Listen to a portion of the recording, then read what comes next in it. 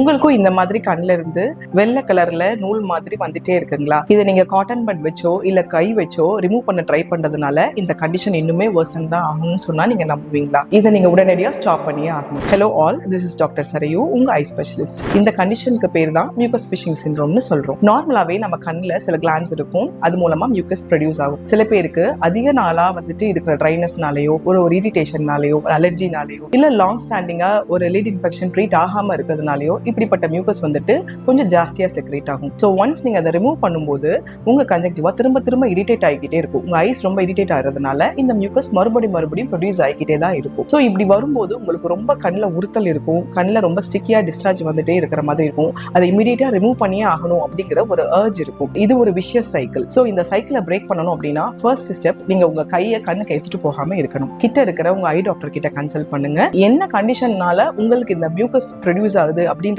Identify பண்ணி அதுக்குரிய ட்ரீட்மெண்ட்டை எடுத்துக்கோங்க. இதுல எதுவும் டவுட்ஸ் இருந்தது அப்படின்னா எனக்கு கமெண்ட் பண்ணுங்க.